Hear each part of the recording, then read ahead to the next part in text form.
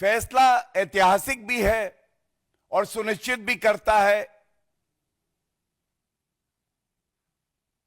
अंकित शर्मा, जो कि एक आईबी ऑफिसर था, जो कर्तव्य का निर्वहन कर रहा था, जिस तरह से उसकी जघन्य हत्या की जाती है। 5 लोगों को इसमें दोषी ठहराया गया है। और सबसे पहले बहुत जिम्मेदारी और प्रमुखता से एक बात मैं उठाना चाहूंगा।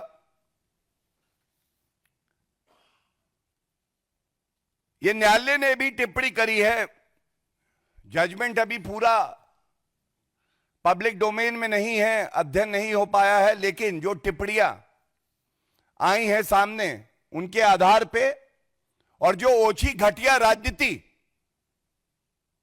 पापी आपके कन्वीनर अरविंद केजरीवाल गिद्ध संस्कृति का प्रतीक कांग्रेस पार्टी सोनिया गांधी और राहुल गांधी ने करी है, वो आपके समक्ष न्यायालय की टिप्पणियों के बाद जरूर रखूंगा। इसमें जो प्रमुख अभियुक्त था ताहिर हुसैन, ये ताहिर हुसैन की तस्वीर, जब ये जघन्य अपराध हुआ तब वो आम आदमी पार्टी का पार्षद था निर्वाचित। अरविंद केजरीवाल का खासम खास और नफरत करने वाला कानून से और हिंदुओं से। आज ताहिर हुसैन के खिलाफ 302 धारा इंडियन पीनल कोड की, 365 kidnapping, 153A promoting enmity between different groups, यह मामला सिद्ध हुआ और उसको सजा हुई है। इसके साथ 4 और लोग हैं, जावेद, अनास, नजीम और कासिम, जिनको सजा हुई है। जो बात न्यायालय ने कही है, मैं एक पंक्ति पढ़ रहा हूं। ही, Hussain, Tahir Hussain, instigated the mob when Ankit came forward towards this mob।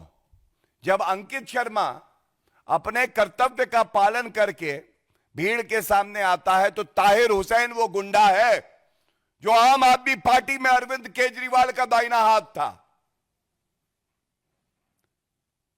जिसने भड़काऊ बयान दिए और जिसने इस पूरी घटना को अंजाम दिया। और आगे कोर्ट कहता है, when the accused persons were acting in pursuance to a conspiracy and common object to kill Hindus, it covered killing of Ankit as well, for the reasons that Ankit was killed because he was a Hindu।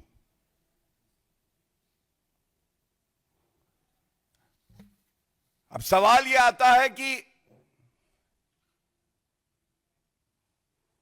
सरकार दिल्ली में अरविंद केजरीवाल मुख्यमंत्री, उनके पार्षद ताहिर हुसैन दंगा करवाते हैं, एक IB officer की हत्या करवाते हैं, और बड़ी प्रखरता से हमने इस पे प्रेस वार्ता भी करी और यह मुद्दा जनता का मुद्दा था।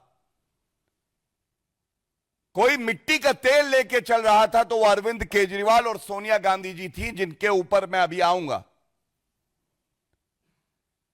और मुझे याद है जब संसद के पटल पर मार्च 2020 में यह मुद्दा आया तो गृह मंत्री श्री अमित शाह जी ने एक वक्तव्य दिया था। उन्होंने कहा था कि जो भी आरोपी है ये बख्शा नहीं जाएंगे, एक एक को पकड़ेंगे और इनको सजा होगी। और आज जब ये फैसला आया है तो ये कहना गलत नहीं होगा कि ये न्याय की जीत है, ये जनता की जीत है। ये कानून की जीत है, ये संविधान की जीत है।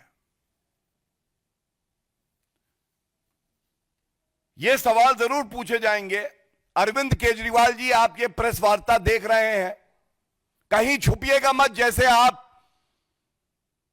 जब ताहिर हुसैन पकड़ा गया था छुप गए थे, एक शब्द आपके मुख से नहीं निकला था, पार्टी से आपने निष्कासित नहीं किया था, उसको राजनीतिक संरक्षण दिया था। आज ये सवाल आपसे पूछा जाएगा, क्या आप बाहर निकल के आज देश की जनता और दिल्ली की जनता से माफी मांगेंगे? आज यह भी पूछा जाएगा किन कारणों की वजह से आपने ये नफरत फैलाई, आपके इशारे पे ताहिर हुसैन ने ये किया, ये जनता को विश्वास है, और ये राजनीतिक संरक्षण क्यों दिया जा रहा था ताहिर हुसैन को? तीसरा जो बड़ा सवाल है, जो अरविंद केजरीवाल और सोनिया गांधी दोनों को उत्तर देना चाहिए, जब कानून अपना काम करता है, पुलिस अपना काम करती है, आईबी का हमारा जो अफसर है वो अपना काम करता है, तो ऐसा क्यों है कि घटिया ओछी राजनीति करने के लिए सोनिया गांधी और अरविंद केजरीवाल जाने जाते हैं, गिद्ध बन के लाशों पे जो राजनीति करते हैं और पीड़ित परिवार के साथ नहीं खड़े होते हैं। ये खड़े होते हैं आरोपी के साथ, क्योंकि आरोपी का धर्म इन्हें दिखाई देता है, वो इनका वोट बैंक है। तो ऐसा अरविंद केजरीवाल आपने क्यों किया, यह पूछा जाएगा। और सबसे प्रमुख बात, क्यों अरविंद केजरीवाल से आज भी ताहिर हुसैन के तार जुड़े हैं? ताहिर हुसैन को राजनीतिक संरक्षण कोई दे रहा है तो अरविंद केजरीवाल आज भी दे रहे हैं। अमानतुल्लाह खान का आज का बयान, अमानतुल्लाह खान का बयान यह कहता है कि हमारे देश के न्यायालय ने साक्ष्य प्रमाण गवाहों की जो गवाही थी उसके बिना पे जो सजा दी है, यह दुर्भाग्यपूर्ण है। अमानतुल्लाह खान, यह दुर्भाग्यपूर्ण है। स्वर्गीय अंकित शर्मा जिसने देश के लिए शहादत दी, जिसके साथ जनता खड़ी है, भाजपा खड़ी है, उसके लिए एक शब्द नहीं, और एक दोष सिद्ध व्यक्ति के लिए कहते हैं यह दुर्भाग्यपूर्ण है। यह अमानतुल्लाह खान आज बयान देते हैं। क्या यह वोट बैंक की राजनीति नहीं है? न्याय से ऊपर अब अरविंद केजरीवाल हो गए, न्यायालय से ऊपर अरविंद केजरीवाल हो गए। और ये बहुत पीड़ा से, बहुत भारी मन से मैं एक बात कहूंगा, 51 बार अंकित शर्मा के पार्थिव शरीर में चाकू भोंकने के निशान थे, ये पोस्टमार्टम रिपोर्ट कहती है। 51 बार। इतनी नफरत, ऐसा द्वेष, और उसका कसूर क्या है? आईबी ऑफिसर अपना काम कर रहा है। और आज जब हम इस फैसले की बात कर रहे हैं, अमानतुल्लाह खान की इतनी हिम्मत पड़ती है कि वो बाहर निकल के कहते हैं कि धर्म देखा गया ताहिर हुसैन का, इसलिए सजा हुई। उसके साथ नाइंसाफी हो रही है। ये चरित्र, ये डीएनए है पापी आप अरविंद केजरीवाल का। और सबसे बड़ा दोषी अगर कोई है ताहिर हुसैन के साथ, तो वो अरविंद केजरीवाल हैं, जिसके इशारे पे ये हुआ और जिसने लीपापोती करी। मुख्यमंत्री थे, लेकिन एक शब्द अंकित शर्मा के लिए, और जो भारतीय नागरिक मारे गए दिल्ली दंगे में, करीब 60 लोग मारे गए, एक बार उनके लिए कुछ नहीं कहा। इसके साथ आज ये बात जरूर उठानी चाहिए, पुरजोर तरीके से उठानी चाहिए।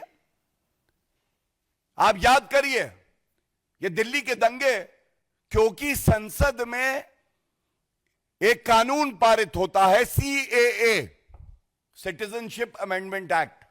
हमारा संविधान कहता है बिल लाया जाएगा संसद के पटल पर और वो पारित होगा या गिर जाएगा, ये पारित होता है। एक माहौल बनाया जाता है राहुल गांधी द्वारा, सोनिया गांधी द्वारा, कि जो मुसलमान हैं उनकी नागरिकता चली जाएगी। और आज बड़ी जिम्मेदारी से मैं सोनिया गांधी जी से, राहुल गांधी से, खड़गे जी से पूछना चाहूंगा, भारत के कितने मुसलमानों की नागरिकता चली गई? उत्तर है शून्य, एक भी नहीं। और अब मैं आपको याद दिलाता हूं कि सोनिया गांधी जी सबसे बड़ी गुनाहगार क्यों हैं, क्यों है राहुल गांधी गुनाहगार। ये दंगे जब साजिश की जा रही थी तो सोनिया गांधी का बयान है कि ये लड़ाई आर पार की लड़ाई है। घर से निकलो, आर पार की लड़ाई लड़ो। मैं पूछना चाहता हूं, जब किसी की नागरिकता जा नहीं रही थी, संविधान में कानून पारित होता है, तो ये आर पार की लड़ाई किससे थी? कारण क्या था? और सोनिया गांधी जी ने एक शब्द भी सौहार्द बना रहे, मैंने कानून पढ़ा है, उसमें ये अच्छाइयां हैं, ये कमियां हैं, ये सुझाव हैं, ये नहीं कहा, जो कि एक वरिष्ठ नेत्री को कहना चाहिए। उन्होंने कहा, मैं जनता को आह्वान देती हूं, खासकर मुसलमानों को, आपकी नागरिकता जाएगी, ये कांग्रेस कहती है, और उसके बाद कहती हैं आर पार की लड़ाई है। जब ऐसे भड़काऊ बयान कोई वरिष्ठ नेत्री धर्म के चश्मे से देख के देगी और दंगा होगा, तो उसकी जिम्मेदारी सोनिया गांधी जी को भी लेनी पड़ेगी। और इसके साथ ही इमरान मसूद, बोटी बोटी कर दूंगा इमरान मसूद, केवल नफरत, केवल जहरीले बयान, उनका भी एक बयान है। उन्होंने कहा कि ताहिर हुसैन को इसलिए टारगेट किया जा रहा है क्योंकि वो एक मुसलमान है। इमरान मसूद, क्या राहुल गांधी के इशारे पे ये वक्तव्य दिया गया? क्या राहुल गांधी ने कान पकड़ के इमरान मसूद से कहा माफी मांगो, जो पीड़ित परिवार हैं हमें उनके साथ खड़ा होना है, दोषी, अपराधी, अभियुक्त, ये केवल अभियुक्त, अपराधी और दोषी होता है, इसका कोई धर्म नहीं देखा जाता? क्या राहुल गांधी ने ये कहा? नहीं, राहुल गांधी ने मार्च 2020 में, और इसलिए राहुल गांधी भी उतने ही गुनहगार हैं, उन्होंने कहा वो ब्रजपुरी जो दंगा पीड़ित एक इलाका था, वहां गए। मार्च 2020 की बात है। राजनीतिक गिद्ध राहुल गांधी उड़ के कहां जाएंगे? लाशों के पास। और सबने सोचा अगर वहां जाएंगे तो शांति की अपील करेंगे, वो कहेंगे सभी समाज के वर्गों को एक साथ खड़े हो जाना चाहिए। नहीं, लेकिन राहुल गांधी गए और एक मस्जिद में गए, मस्जिद में गए। वो अंकित शर्मा के परिवार वालों से मिलने नहीं गए, जिनकी हत्या हुई थी उनके परिवारजनों से मिले नहीं, संवेदनाएं नहीं व्यक्त करी, ढंढास नहीं बंधाया। उन्होंने कहा मैं मस्जिद में आया हूं टू प्रोवाइड हीलिंग टच। अब मैं ये कहना चाहता हूं, ये हीलिंग टच नहीं था, ये ब्लीडिंग टच था राहुल गांधी का। Whenever I see blood like a political vulture, I have to reach there. I have to ensure there is blood and more blood.